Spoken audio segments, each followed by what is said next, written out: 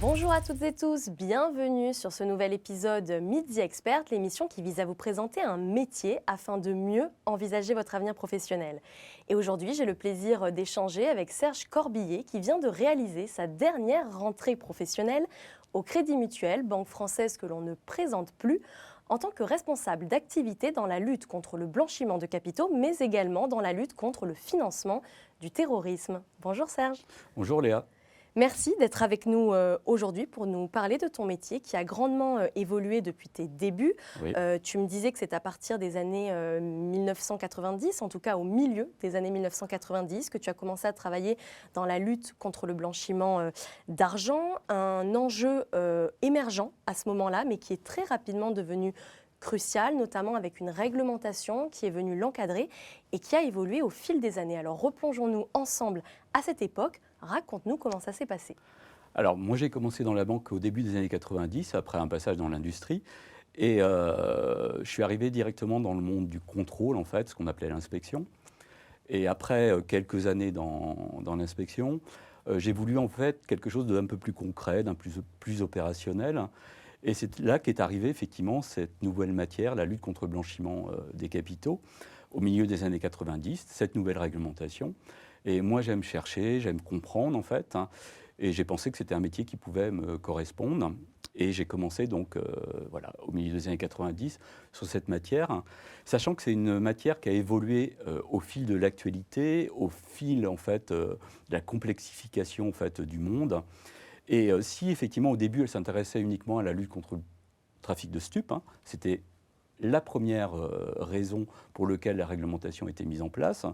Ensuite, en fait, elle s'est étendue à la criminalité organisée, notamment c'était lutter contre les mafias, le financement du terrorisme, après les attentats du 11 septembre notamment, et puis la fraude fiscale. Et en fait, l'évolution, elle est permanente et elle nous amène en fait à travailler sur des sujets divers. Actuellement, c'est plutôt sur les cryptoactifs, par exemple. Et est-ce que tu te souviens pourquoi le milieu des années 90 ? Qu'est-ce qui se passe à ce moment-là pour que ce sujet émerge ?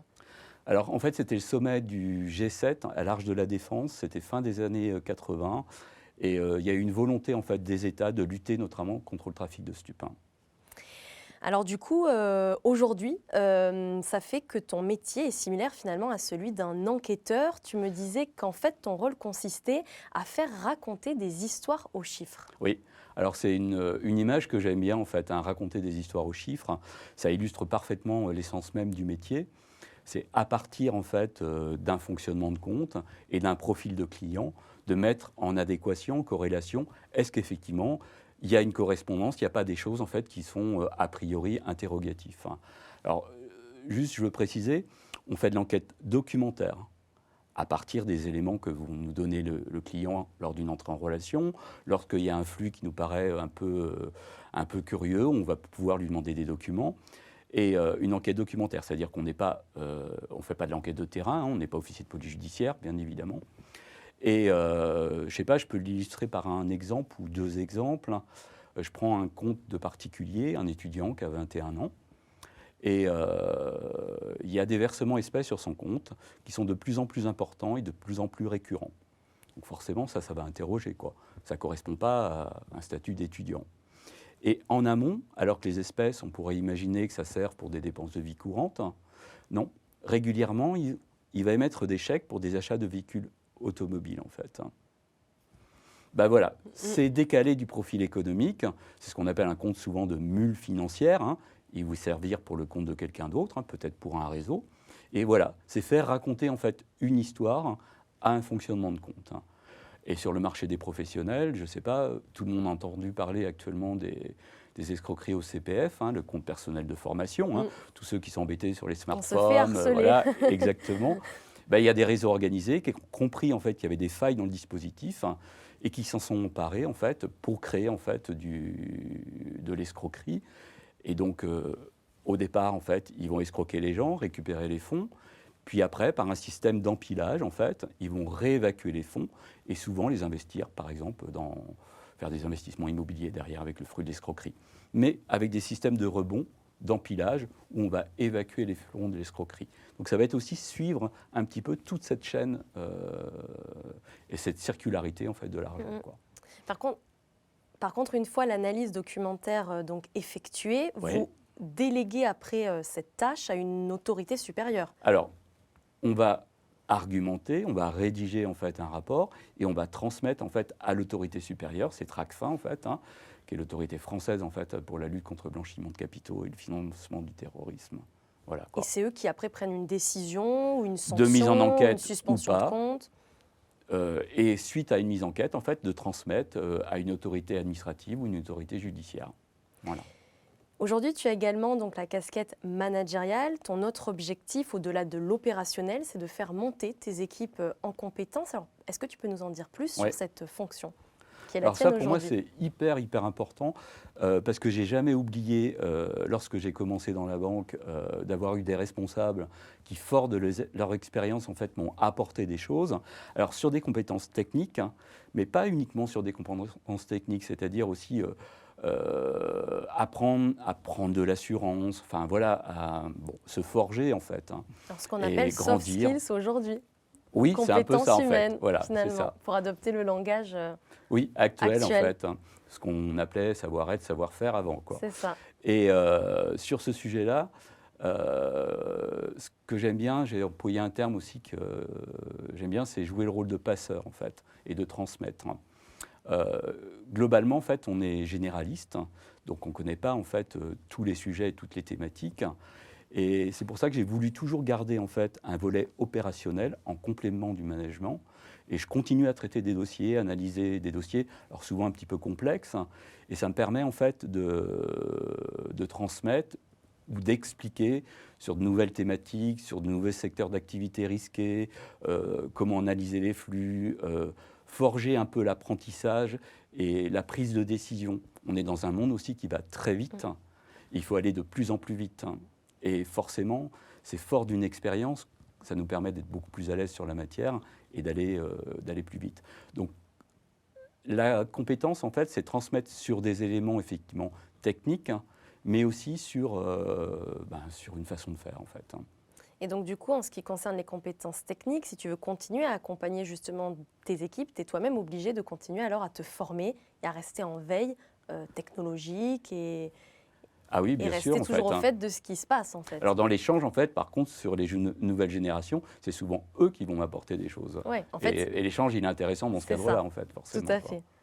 Alors maintenant, petite rétrospective sur ta carrière. Quelle a été ta plus belle réussite, justement? Alors la plus belle réussite, c'est peut-être des affaires qu'on a révélées entre guillemets, où on a été un point en fait qui a permis en fait de révéler une affaire, de les retrouver dans les médias. Ça forcément, il y a une satisfaction. Je ne vais pas le cacher. On peut savoir ce que c'est, du coup? Non. Ou... Non. Non. La discrétion aussi, ça fait partie du métier, c'est quelque chose d'important. On ne peut pas révéler forcément. Voilà, trouver des choses. Autrement, découvrir en fait des nouveaux modes opératoires de blanchiment sur un secteur d'activité nouveau, et ça n'avait jamais été mis en exergue. Ça, c'est quelque chose en fait, je trouve qui est satisfaisant en fait dans le métier. Ça fait partie des plus belles réussites. Mais de façon en fait plus générale, c'est apprendre toujours. Et c'est un métier en fait où on apprend toujours parce qu'on est confronté en fait avec ce monde qui évolue. Et forcément, je l'ai déjà dit, on est généraliste. Et il y a des sujets en fait sur lesquels on va être obligé de faire des recherches parce qu'on est parfois néophyte sur telle ou telle thématique. Et apprendre en fait, je trouve que ça fait partie des réussites du métier en fait quelque part. Ça construit l'homme en fait de manière, ou la femme en fait de manière très importante et je trouve que c'est bien. Et c'est ce qui permet de rester stimulé au quotidien, Exactement. de ne pas s'endormir sur ses lauriers. Et c'est une qualité peut-être d'autant plus nécessaire, je pense, aujourd'hui. Ouais. Et moi qui ai un parcours en fait, voilà, donc j'ai commencé vraiment au début de la réglementation, je vois son évolution en fait, ça n'a plus rien à voir. Et, qui s'est complexifié, tu me disais. Complexifié et enrichi en fait, aussi, les deux. Qui doit devenir plus subtil parce qu'aujourd'hui il y a de nombreux facteurs qui entrent en compte. Oui, et qui facilitent en fait ces opérations de blanchiment. La banque, elle était beaucoup plus simple dans les années 90 qu'elle ne l'est devenue en fait. Ouais. Et à l'inverse, ton plus gros challenge, qu'est-ce que ça a été au cours de ta carrière? Alors le gros challenge, en fait, c'est la complexité et la densification de la réglementation.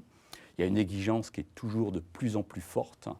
Savoir répondre à ça, c'est pas toujours facile, en fait. Donc c'est aussi savoir gérer des priorités. Je pense notamment, fin du mois de février, le conflit russo-ukrainien. Le 24 février, c'est ça? Exactement. Avec Qui a des sanctions éclaté. financières internationales, ça fait partie aussi d'une thématique qu'on traite. C'est quelque chose de nouveau. On n'avait pas forcément plus de temps, plus de moyens. Il a fallu prendre en compte en fait cette nouvelle problématique et l'application de sanctions. Et là, on a une obligation de résultat et pas de moyens. C'est un peu différent. Voilà, donc ça aussi, savoir gérer des priorités, c'est hyper important. Et en fait, autre chose que je retiens dans la difficulté, en fait, savoir rester serein au sein entre un monde idéal, en fait, voulu par la réglementation, et le monde tel qu'il est, le monde réel, quoi. Et ça, on est toujours un petit peu en décalage, et savoir, en fait, l'appréhender de manière correcte, quoi. C'est-à-dire placer un curseur. Et quels chemins sont possibles après avoir occupé ton poste? Tu me disais que les opportunités étaient multiples, autant en interne qu'en externe d'ailleurs. Oui. Alors en interne, en fait, fort d'un volet opérationnel sur la lutte anti-blanchiment, le financement du terrorisme, je pense que ça peut être tout à fait utile pour des services centraux de conformité groupe qui sont chargés d'étudier les réglementations, de mettre en place des dispositifs de contrôle, de les intégrer, voilà, parce que c'est une force en fait, bien évidemment.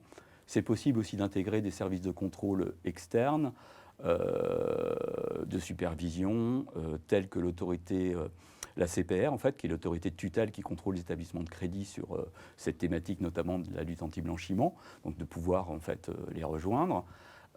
Possibilité aussi d'intégrer des services de conseil qui traitent de ces thématiques. Les passerelles, elles sont diverses parce qu'il y a aussi, dans ce qu'on appelle la conformité, les métiers de la conformité, il n'y a pas que la lutte anti-blanchiment. On va traiter aussi tout ce qui concerne les marchés financiers, la lutte contre la fraude, etc. Ça permet aussi de faire des passerelles en fait, entre les métiers, quoi. Et le milieu financier, donc comme tous les autres, s'est digitalisé. Cette digitalisation s'est accélérée notamment depuis la crise du Covid-19. Oui. Ton métier donc risque d'être percuté de plein fouet dans les années à venir, alors donc pas que par les événements géopolitiques dont on vient de parler, mais aussi donc bel et bien de cette numérisation de la société dans son ensemble. Alors à quoi peut-on s'attendre? À quoi pourrait ressembler ton métier demain? Alors l'évolution de l'intelligence artificielle. Alors ça, c'est bon, on est en plein Inévitable. dedans, et je pense qu'on est vraiment qu'au début, donc ça va évoluer. Alors je pense que ce sera un atout en fait pour traiter des tâches en fait qui sont répétitives, peut-être à moindre valeur ajoutée, mais je pense qu'il ne faudra jamais oublier l'humain et sa faculté d'intuition en fait, de recherche, de curiosité, de rebond en fait sur la recherche. Et ça, je trouve que c'est-à-dire cet alliage entre la machine, les algorithmes, etc., et l'humain, je ne sais pas comment il va se faire. Franchement, je pense que je ne suis pas le seul à ne pas le savoir. Mais cette alliance entre les deux, le temps humain pour l'analyse, il est hyper, hyper important en fait. Ça va vous dégager en tout cas Et du ça temps, va nous dégager vous, du temps, pour je suis l'analyse. d'accord. Ce sera le point positif. Le point positif. Et sur la complexité, et tu en as parlé tout à l'heure en fait, sur cette espèce de complexité, je pense que on est généraliste en fait. On traite des thématiques, ça va être un réseau de proxénétisme, une problématique de stupes, des abus de faiblesse en réseau organisé, etc. Le financement du terrorisme, qui est quand même une thématique importante et complexe à aborder. Peut-être aussi qu'on va évoluer vers des métiers plus spécialistes en fait, en fonction des thématiques. Ce sera plus possible finalement d'être omnipotent sur tous ces sujets. Voilà, ouais. Peut-être quelqu'un qui va coordonner, qui va pouvoir avoir cette vision globale, mais peut-être derrière des gens qui sont un peu plus experts en fait sur chacun des domaines. Bon, en tout cas, pour revenir dans le temps présent, en ce moment, vous recrutez dans le groupe. Alors, est-ce que tu peux nous en dire plus ? Oui, on recrute dans le groupe en fait, à la fois sur des fonctions de services centraux, conformité groupe en fait, qui vont analyser en fait des réglementations, mettre en place des dispositifs, améliorer un système d'information en créant des alertes, etc. Et puis aussi sur une phase en fait beaucoup plus opérationnelle, hein, celle qui concerne en fait mon métier directement. Et là, effectivement, il y a aussi des recrutements, parce qu'il y a des gens qui partent en retraite, parce qu'il y a des gens qui ont envie d'aller faire autre chose. Et puis surtout, en fait, l'évolution de la réglementation, sa complexité, il y a toujours des nouvelles réglementations qui arrivent, donc avec des tâches en fait, qui incombent, qui sont toujours nouvelles et de plus en plus importantes. Donc il faut recruter aussi. Voilà. Et de quel bagage universitaire les jeunes qui nous écoutent aujourd'hui doivent-ils disposer et surtout de quelle qualité humaine ? Alors, sur les bagages universitaires, effectivement, il y a des masters qui existent, hein, spécialisés sur la conformité, avec une respécialisation sur la lutte contre le blanchiment de capitaux. Je pense que ces formations, elles s'offrent plus en fait à des services centraux de conformité, hein, qui vont décortiquer des réglementations, mettre en place des dispositifs, etc. Sur le volet opérationnel, moi je dis des formations juridiques, des formations comptables, des formations même commerciales, mais en ayant en fait eu un passage en fait dans le réseau, en étant chargé d'affaires, directeur ou directrice d'agence bancaire en fait. Derrière, en tout cas dans notre groupe, ça le permet en fait, hein, ces possibilités de mobilité à l'intérieur d'un groupe, ouais. c'est hyper important.